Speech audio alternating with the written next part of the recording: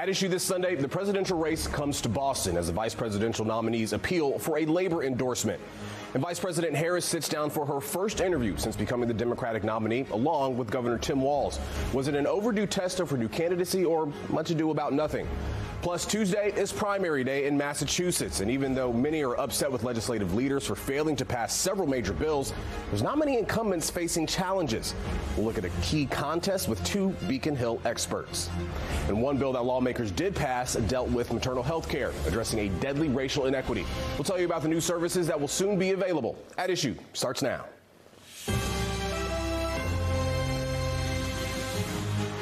Good Sunday morning and welcome to another edition of At Issue. I'm Corey Smith. Sue is enjoying the extended holiday. Matt Pritchard is going to be here later to talk about the presidential race and the two VP candidates who came to Boston and the message they had for union workers. And we're going to preview primary day. Are you planning on voting? First, we take a look back at what was at issue over the past week. Vice President Kamala Harris and her running mate Tim Walz sat down with CNN for their first interview. So she promised to have people of all views join her team at the White House. And I think it would be to the benefit of the American public to have a member of my cabinet who was a Republican. Massachusetts received more than $20 million in federal funding to help support the family shelter costs. It is the largest award the state has won from FEMA's Shelter and Services program. Vice presidential candidate and Governor Tim Walz was in Boston this morning. He delivered remarks at the International Association of Firefighters. Republican vice presidential nominee J.D. Vance was on a familiar stage today. He and Donald Trump are seeking an endorsement from the International Association of Firefighters. Donald Trump's campaign is in hot water for an alleged physical altercation with staff at Arlington National Cemetery. Army officials say a Trump aide, quote, abruptly pushed aside a cemetery employee to take photos. All right, tomorrow is Labor Day, and we'll hear the pitch that vice presidential nominees made for a major labor endorsement in Boston coming up. But first, Tuesday, primary day in Massachusetts, and despite sparse primary competition, Secretary of State Bill Galvin says early voting turnout was actually high. Perhaps the most prominent race is the Republican Senate primary. Robert Antonellis, Ian Cain, John Deaton, all facing off for a chance to take on Democratic incumbent Elizabeth Warren in November. As for our legislature, you'd be forgiven if you thought some incumbents would face challengers. I mean, given the failure of lawmakers to pass a number of highly anticipated bills, but that is not the case. Check it out. Only 26 out of the 160 House districts have a contested primary. Over in the Senate, just 6 of the 40 Senate districts have a contested primary. Joining me to talk about the races that are happening Tuesday, Chris Lisinski, reporter at the State House News Service, and Mike Dean, reporter at Axios Boston. He's been following Massachusetts politics for a very, very long time. Chris, you wrote extensively about the primaries in Massachusetts. What races are you keeping your eye on? And it seems like there aren't really many to choose from, given those stats we just pointed out. No, it's only about 1 in 6 primaries for the House or Senate that have any kind of competition whatsoever, but there still are pockets that are worth watching. There's about half a dozen that are guaranteed to seat a new lawmaker just in the primary, where the district is open, no incumbents running for re-election, and there's no general election challenger looming. One of those is the seat being vacated by Representative Ruth Balzer in Newton and Brookline. 3 candidates, all of whom have ties to the Newton City Council, either as current members or former members, are running there. So that's going to be a close one with a lot of history between the candidates. Mike, what are you looking out for? There's a fairly close race in Medford where Representative Paul Donato is facing a challenger. He's now faced 3 times, it's the 3rd time, and the margin gets closer and closer each time. So I think it's districts like that, those suburbs around Massachusetts that are finding themselves kind of going from blue collar, maybe a little moderate in past generations, having new population that's bringing a lot more blue blood, so to speak, a lot more progressive families and individuals into those towns. We're seeing even races in places like Cambridge going from strongly left-wing Democratic to socialist Democratic. Like the leftward crawl of the Boston suburbs is something I've been looking at, and a number of these races and primary challenges is going to play out. I think the incumbencies usually means those moderate Democrats are probably going to win still, but each election cycle, more and more progressive challengers are popping up and giving them a hard time. What is it with the lack of challengers? Like I mentioned, the legislature did some good things, got some things done, but there was a lot of meat left on the bone by the time the session ended. Why aren't folks stepping up and saying, you're not doing a good enough job, I'm going to take you on? Part of that is just the calendar. Nomination papers were due earlier this spring, so by the time that the ballots were locked in, we didn't actually see this failure at the end of July to finish everything the legislature set out to do. And this is just the culture here. Lawmakers really rely on a lot of advantages as incumbents. The field is tilted very heavily in their favor. They can sit on pretty large campaign war chests so that any challenger is already facing tens or even hundreds of thousands of dollars of a fundraising deficit. That's pretty hard to overcome starting from zero. And there's a pretty big institution trying to keep incumbents in place. Legislative leaders wield their power to hand out favors to deputies that they like. And, it's such an uphill battle that there's very little opportunity for challengers to get a foothold. What about Republicans? We're seeing sort of a rebuilding going on. We've had a number of younger Republicans on the show. What's going on that side of the aisle? There's a few. I think they've been smart to target seats that, they could flip from blue to red, so to speak, or where they want to maintain Republican representation. Those are going to be more areas on the South Shore, on the South Coast, Worcester County, those types of places. We're seeing some competitive primaries in the Plymouth area, going on to the Cape as well. Down in the South Coast, Taunton, going north to Milton, there are some more places that at least have a Republican primary or a Republican challenger waiting in November. Will those seats flip from Democrat to Republican? We're not really sure, especially in a presidential race. It's a little harder to do that. But it seems like that there are fewer kind of Trump-oriented MAGA-type Republicans running this year, and you are seeing some recruitment of more standard Massachusetts GOP, Charlie Baker types. We've got a juicy race for some seats on the Governor's Council, especially between two Democratic women. Why should people pay attention to the Governor's Council races? Yeah, first of all, it is the largest voting district in Massachusetts other than statewide races. Each Governor's Councilor represents more Bay Staters than any other elected office in the state that's not at a statewide level. And these are really important jobs. They vet and confirm every single judicial nominee that a governor makes. So as we talk about criminal justice reform, as we talk about making changes to incarceration rates, these are sort of the gatekeepers to those reforms. I mentioned some of the meat that was left on the bone after the legislative session ended: economic development bill, prescription drug pricing, hospital oversight, climate. Any chance we see them go back to Beacon Hill for a special session? Yeah, there probably will be some special session to get something done. And it definitely remains to be seen, because they're kind of in the same position they were as of midnight or 10 a.m. the next day when they officially finished the formal session. It's that economic development bill is the biggest fish they have to fry. That has so much packed into it, and so much that we've been told from the governor on down to the House reps that this needs to happen. There's so much in here to save Massachusetts and prevent and lower the cost of living around here, which is everyone's top priority, but they still haven't got it done. If they flub this one in the fall, then there might actually be some consequences the next time they're up for re-election. Anything else that could get them back to Beacon Hill? I think that's really the big one because of the way that the mechanics work. That involves a lot of bonding, state borrowing money. That needs to be done with a roll call vote. So that's really the driving factor behind the idea of a special formal session. We've seen a couple of smaller priorities get checked off along the way over the course of the past month, and I expect that pattern to continue for everything that doesn't have this big borrowing attached to it. Just 30 seconds left. The relationship between Mariano and Spilka. Things okay? I mean, what's going on there?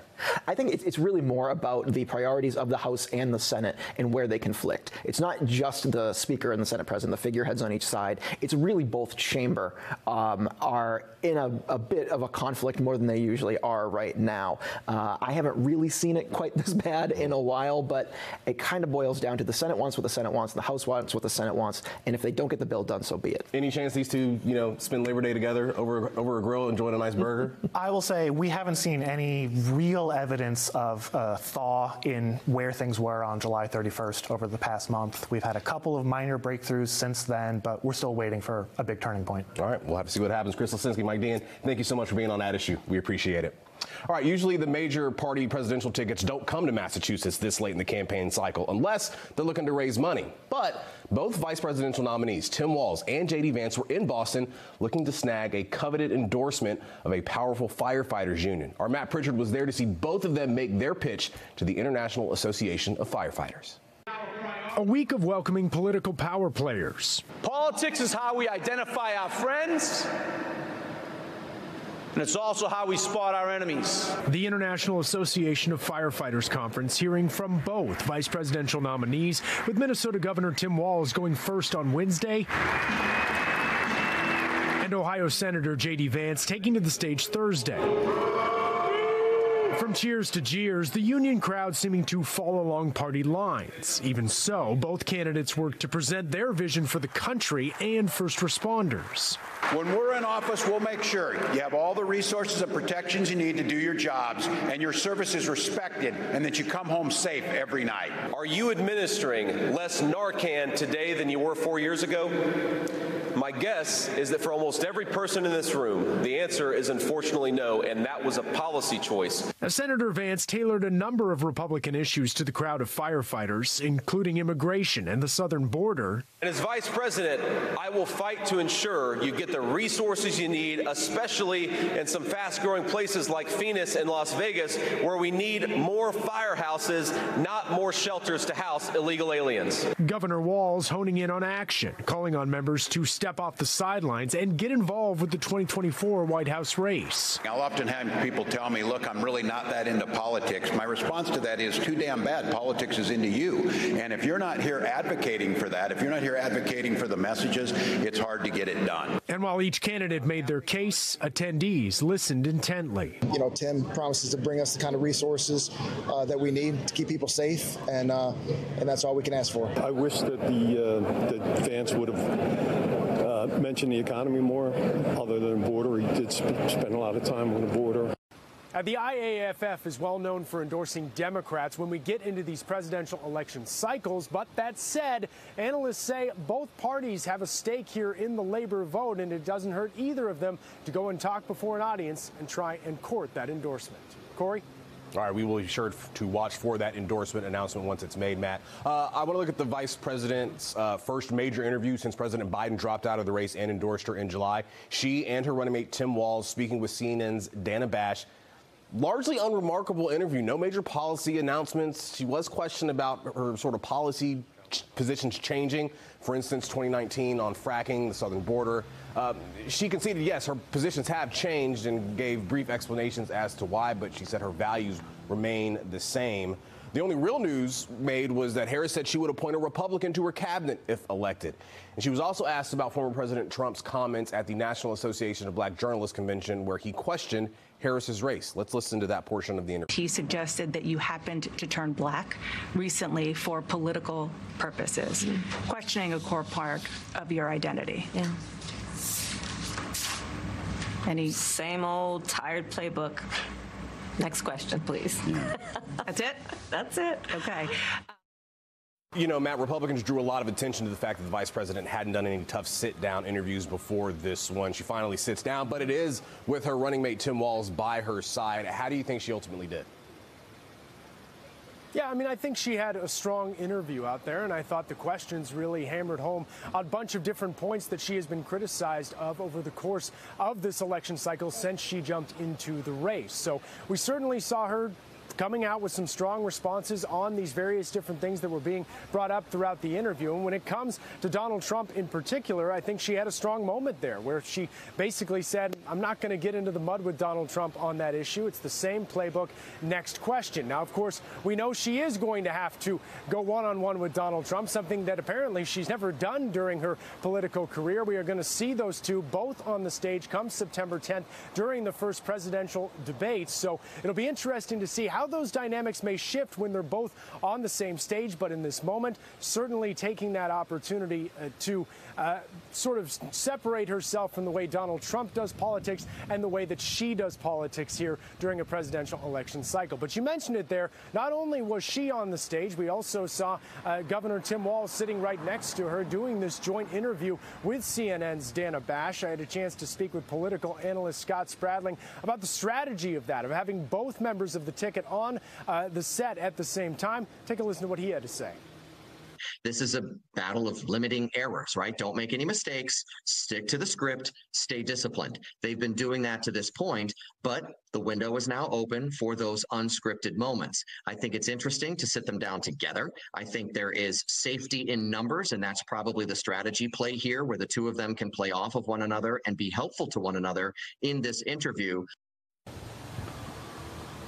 It's fairly notable that Governor Walz stayed largely quiet during the interview. I think he only had maybe 2 or 3 moments to give an answer here or there, but also respond to some criticism that's been lobbed his way when it comes to his military record and things like that. He addressed those head on. And so ultimately, I think if you're the Harris campaign, you walk away feeling good from this particular interview. But again, looking ahead to debates not only between Kamala Harris and Donald Trump, but also Tim Walz and J.D. Vance getting their chance to debate on October 1st. Corey? All right, Matt Pritchard, we appreciate you, as always, hopping on At Issue with us. Thank you so much.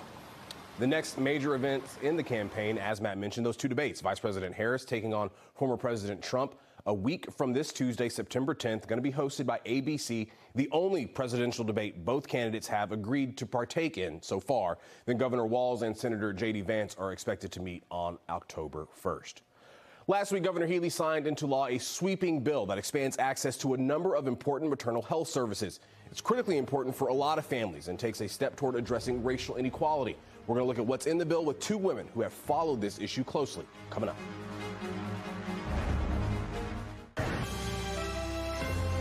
Welcome back to At Issue. You know, one area of healthcare that has received more attention in recent years in Massachusetts is maternal health. It is deadly serious, and it's one that highlights racial inequity. Massachusetts public health officials say the prevalence of severe maternal morbidity nearly doubled here from 2011 to 2020.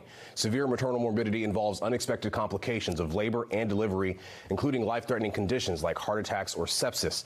And data shows that black women are nearly 2 times more likely to die during pregnancy or within 1 year postpartum compared to white women. Now, more resources are on the way to address the problem. Last week, Governor Healey signed into law legislation that will expand access to a number of critical health services. Joining us to talk about this issue and what's in the new law, Mary Rose Mazzola, Chief of External Affairs at Planned Parenthood League of Massachusetts, and State Senator Liz Miranda of Boston, who sponsored the maternal health legislation this session. Senator, we're going to start with you. Thank you both for being here. What's in this law? What good is this law going to do? Well, first and foremost, it's going to save lives. We keep hearing as black women that we're more likely to die due to pregnancy 2 to 4 times the rate of white women across the country. And for most people, they wouldn't assume that Massachusetts would be a place. But we just heard from our governor a few months ago that actually it nearly doubled for black women. So there's a lot of good things in here. The ability to build freestanding birth centers. We only have 1. The ability to have more prenatal screenings. The ability to create a pathway for licensure, not only for midwives, but lactation consultants. To codify what we've already put into law around mass health coverage of doula services and making sure that the doula workforce actually expands. And for me, the most important thing is that we've made this an issue and now it's signed into law. And there's a lot of good things in here that's only going to grow in the Commonwealth of Massachusetts in the near future. Mary Rose, as we just pointed out at the beginning, the data has always been there. We've known this was an issue, and I think a lot of folks will look in the state of Massachusetts. They're just now signing a bill that does all these things. Why did it take so long, and what was some of the resistance that you saw throughout this process? I think we needed both the political will and the political leadership in the legislature and in the executive branch. And we are so fortunate to have leaders like Senator Miranda, her colleagues in the House and Senate, and importantly, a governor and a lieutenant governor who understand this issue, who are women, who value reproductive freedom. And so I think that was really important, having the right people for this moment. Secondly, I just think awareness. We've seen in general, Americans talk a lot more about reproductive freedom since the Dobbs decision 2 years ago, and that now includes issues like maternal health, IVF, birth control. And so I do think that it's the mixture of the political will, the right leaders, and the awareness on this issue.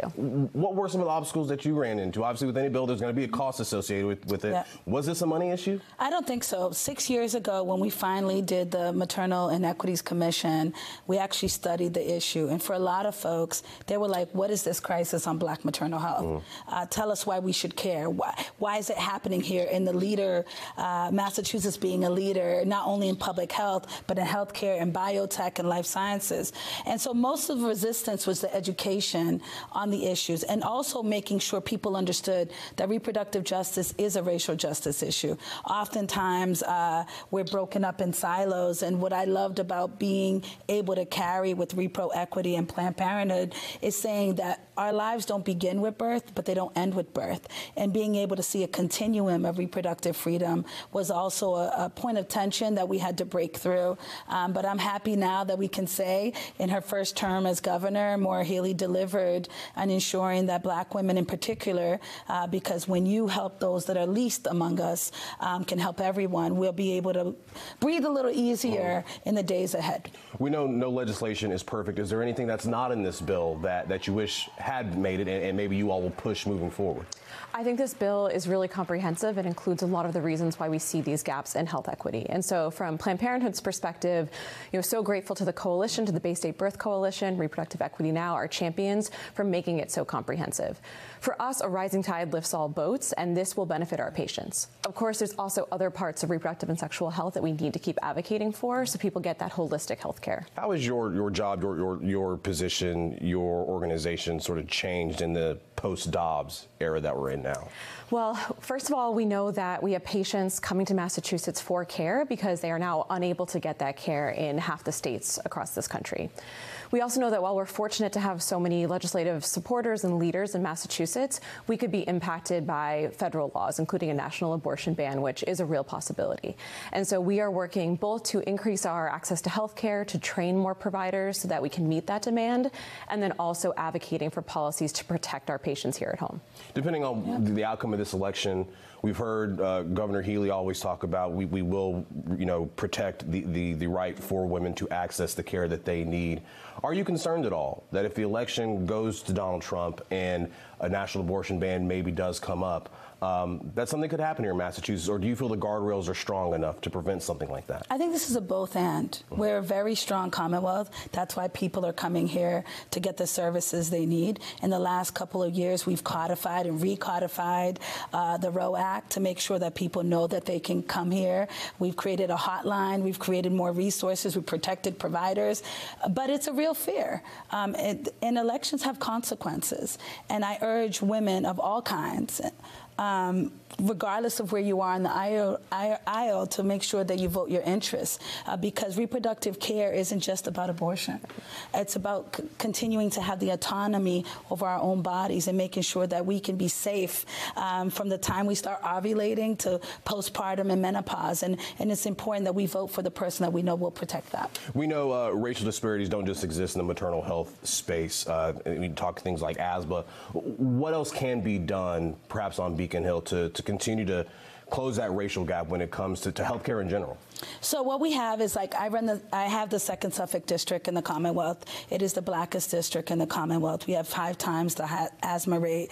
In parts in Roxbury, we are dying 23 to 33 years ahead of everyone, just 4 bus stops away in the Back Bay. So health equity at the strike of a pen is not going to be addressed. So we need to make sure that we're investing in primary care.